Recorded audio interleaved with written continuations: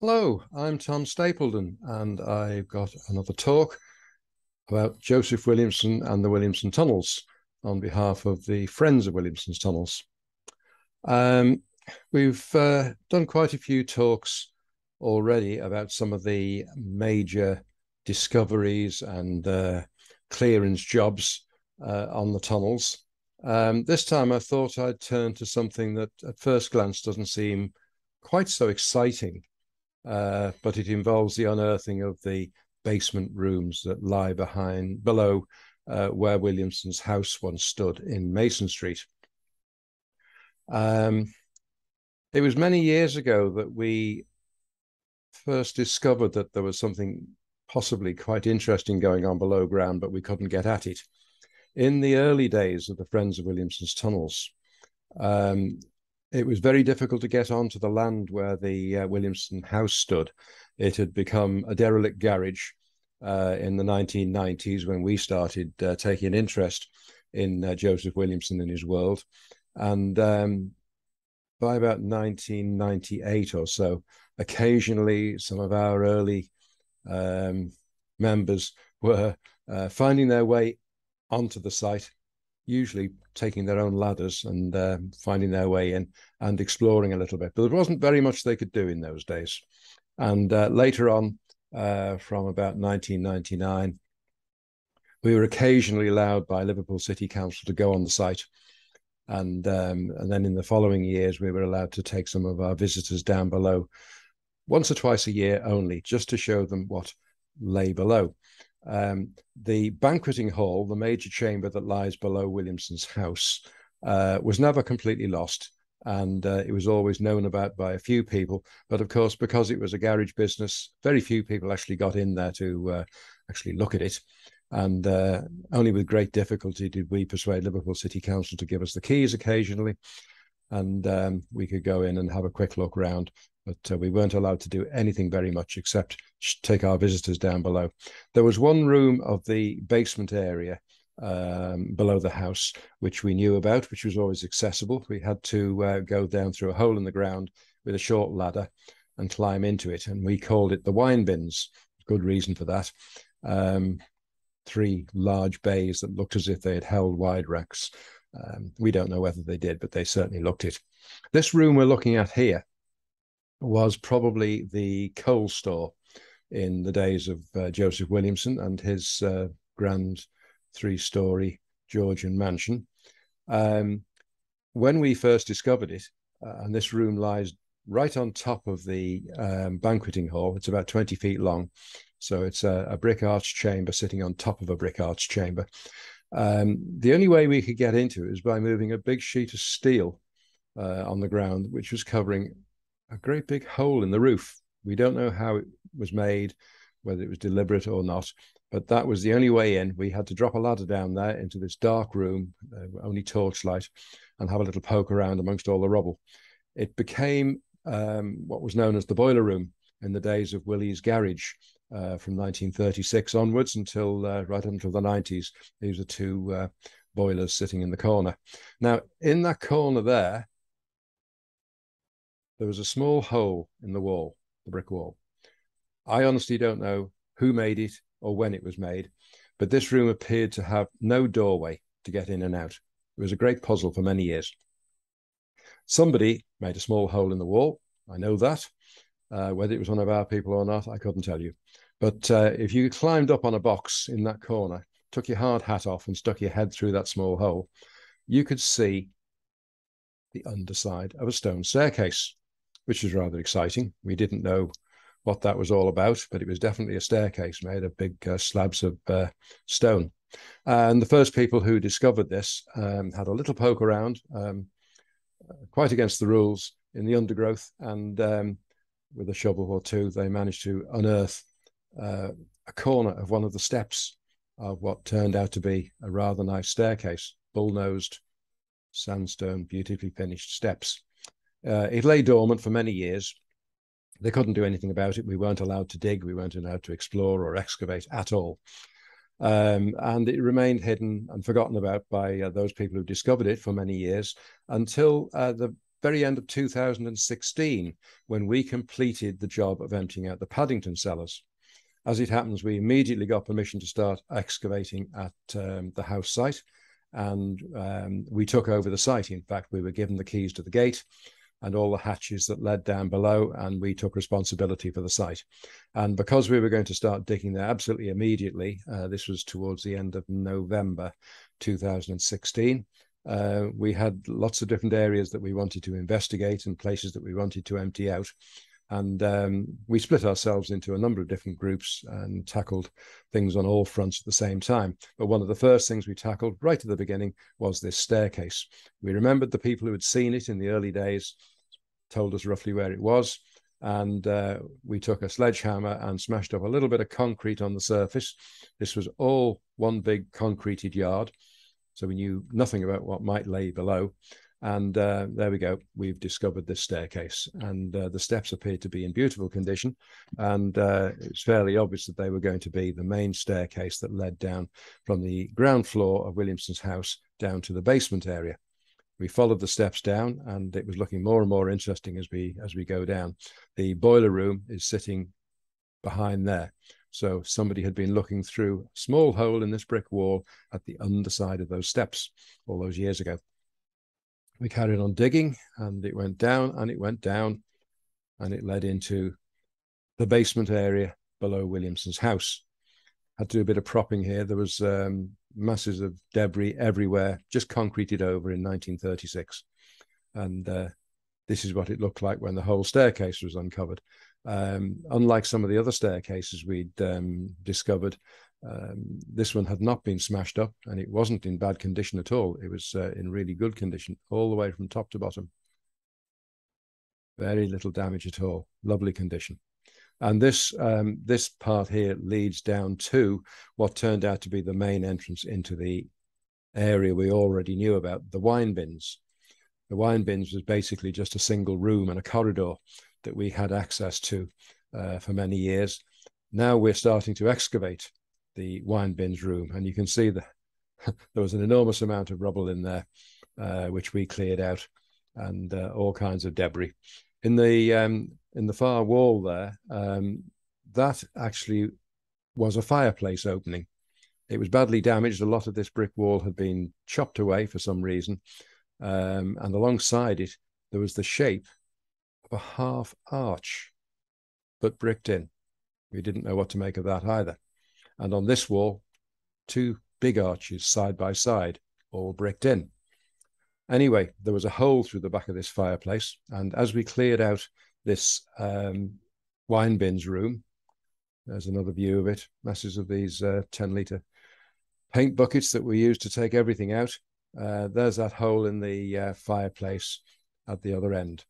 And of course, once we cleared out this room and made it respectable, we just had to have a look through the back of that fireplace and see what was there. And as it turns out, it was full of more rubble, but we climbed through and we started excavating. And this is how the wine bins room started to look, as we realized that this bricked in arch here had been where the main staircase came down and into this room. So we've started to remove some of that brickwork of the filled in arch so that we could recreate the original way into the wine bins. Because previously we'd been able to get in there only by lifting a steel hatch in the ground round the corner to the left and climbing down a short ladder. This is the room that lies behind the fireplace. We call it the fireplace chamber. And this is looking through that hole in the back of the fireplace. We've climbed through and we've started clearing all this rubble that lay behind. And of course, as we kept clearing the rubble, we kept finding more and more. We went around the corner at the back of there and into another room behind the wine bins, which we didn't know existed at all.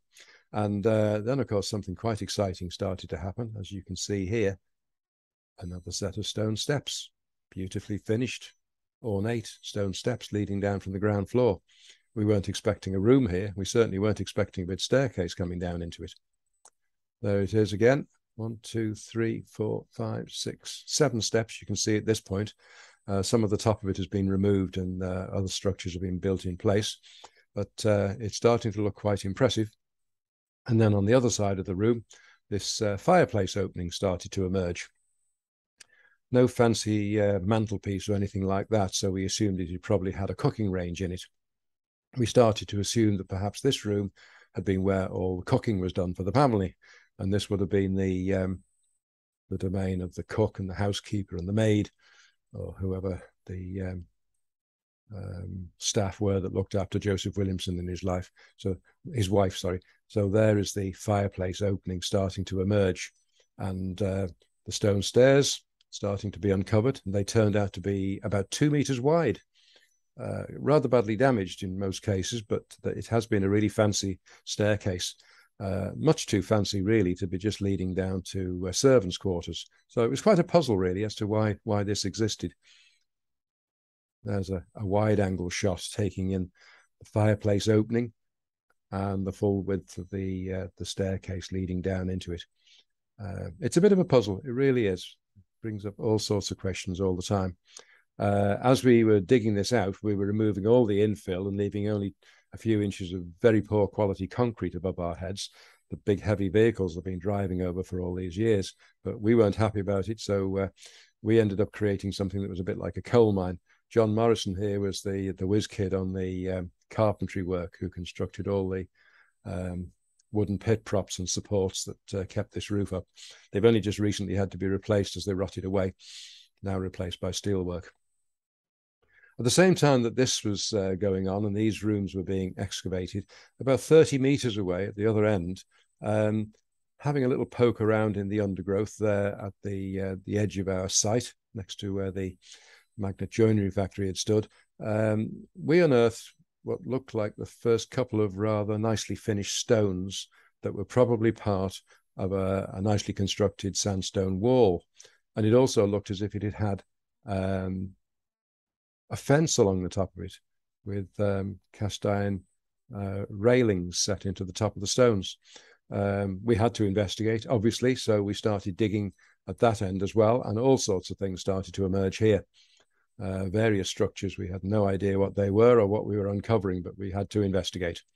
There were two enormous great slabs of what seemed to be something like York stone, which must have weighed a couple of tons each, just lying there in the spoil. We had no idea how they got there or where they were from, but they had to be removed somehow if we were going to get rid of all this stuff.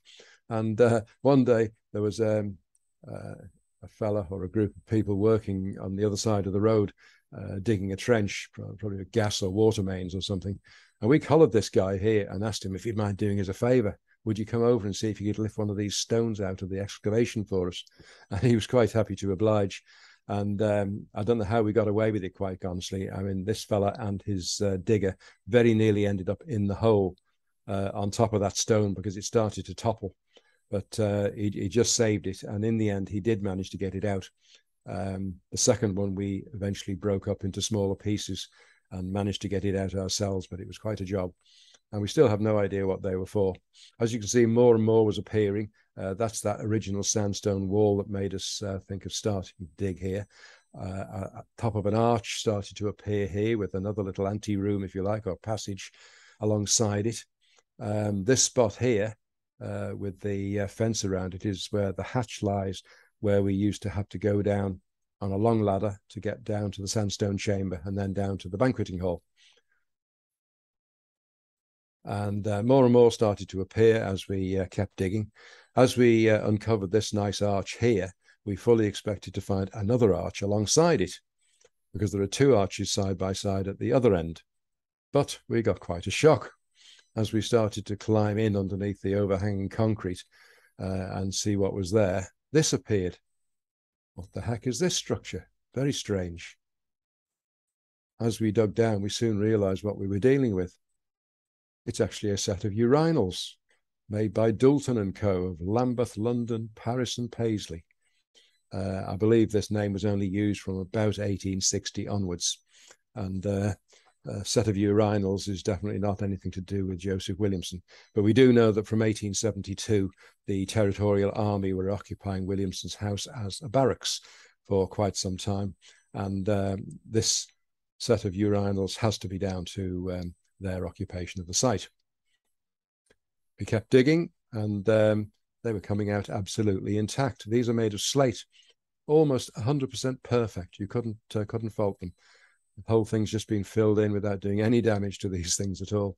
So now we have a beautiful, completely full set of 4 urinals, but with no water supply to them. So we'll have to manage without. We couldn't let this pass. We just had to make use of this and take a couple of interesting pictures to commemorate our rather unusual find here. And of course, it's not just the lads. We had to get the girls in on it as well. Made for quite a nice photograph. Anyway, we carried on digging. This is the passage we were cutting out from one end to the other. The staircase where we first came down is at that end, and the wall that we discovered at the near end was behind the photographer, and we cut a channel right along here. First arches there, the urinals are under there, and then we just kept digging until we met up in the middle. There was a problem with not being able to go too close to the other side of the excavation, because the land on the magnet joinery factory side was very much higher, and we were worried about the ground collapsing. But eventually we managed to get Liverpool City Council to move the fence over by 2 meters. This fence here was moved further away from its original position, which allowed us to carry on clearing out all this spoil here. It seems now that we have a sunken backyard, and then we come round the corner, probably through a doorway, and into we don't know what at this point, but we were soon to find out. When this appeared, turns out we have a wonderful set of 4 cooking ranges, totally unexpected, very, very beautifully constructed upmarket cooking ranges. This is the first of them starting to emerge. All in beautiful condition, really. Some of the iron work has completely rotted away, but you can get the gist of what was there. This one was sort of a griddle plate with a fire underneath it.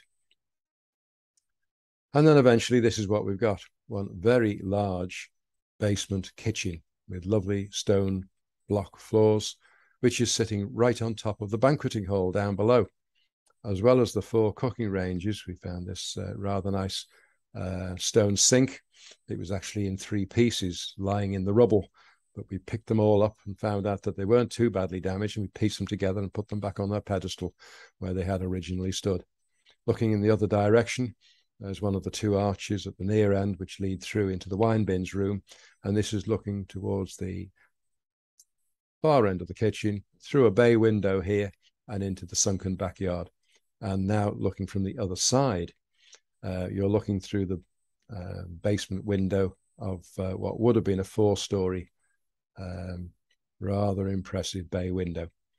Because Williamson's house was originally a 3-story house, it had been reduced here down to 2-story height by Willie's garage in 1936, but it would have been 3 stories above ground and 1 below in Williamson's day. Rather impressive bay window, I think that would have been. Here's looking down into the whole excavation, which at the end of 2016 was completely unknown to everybody. We had no idea it was there. And it was just the chance encounter with a few steps led us to that staircase, stone staircase, that led to all this being uncovered and put on show again. Now looking past the urinals in the backyard, we're going to go through this arch now.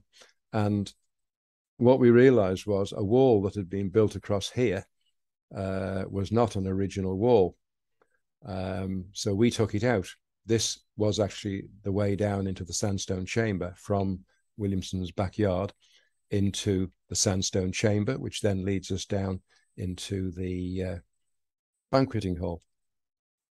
So we took that piece of wall out, managed to get a nice steel staircase installed, and the spot where the hatch is directly above this. And that's where we used to have to lift the hatch, put down a 7-meter ladder, and send everybody down below dressed up in a harness. Very, very inconvenient. Now things are so much easier, and everybody can get down easily into the banqueting hall and beyond. So I'm going to finish off with a set of up-to-date pictures that show you what this whole area looks like now that it's been completely cleared. There's our lovely staircase leading down into the basement kitchen and down the steps here in front, down into the wine bins. There's the main wine bins room, now completely cleared, of course, with the racks of wine bottles in there for show. Looking towards the far end where we go through into the rear room, that half arch has been taken out so that it's reinstated as a way through, because we found 4 steps in there. So we knew it had been a way through originally and it had been bricked up at a later date. So we've reinstated it the way it was. So we now have 2 ways to get through into the rear room of the basement. This is a rather lovely passage that runs alongside the wine bins room, and it leads through to the rear room. And this is very special, really. It's a sort of a 4-way crossing of arches. There's an arch running that way and an arch running this way, and they meet at a beautiful crossing there. Very, very clever brickwork. I don't know why they did it. I can't think of any good reason, but Williamson's men were certainly doing some very clever things and had some serious skills looking at it from the other direction. There's that crossing of the arches. It very nearly got destroyed. Some of the ground was taken up when the garage people took over, and this is all concrete. This has been laid where an arch has been damaged, but the 4-way crossing has managed to survive, just only 1 brick thick. And now in the rear room, we have the fireplace opening on one side, and there we have that big wide staircase. I think a lot of us have come to the conclusion now, because we did read stories about Williamson from James Stonehouse, the historian, that in his later life, he, I wouldn't say, I never read the word reclusive, but it sounds as if he was spending more and more time below ground rather than above ground, more and more time with his men. And it was also written that he actually lived in the basement and slept in the basement. So this might be a reason why there was a fireplace in this particular room, and why he had this rather fancy staircase leading down from the ground floor into his basement. Maybe wrong, but as I say, we originally thought this would have been servants' quarters and where the cooking was done for the household. And then we discovered the big basement room with the 4 cooking ranges next door. So that's really changed the story a bit. So perhaps Joseph Williamson spent many years of his life living down here and sleeping down here. We'll never really know. But anyway, that's the story of how we uncovered the basement rooms of the Williamson house site. And although it isn't as exciting as discovering Paddington or emptying out the banqueting hall, we still came across many surprises and really interesting things as we were digging it out. So it was all great fun, and we enjoyed ourselves enormously. So that's about it. That's the story of how we uncovered the some of the basement rooms under Williamson's house. Thank you for watching.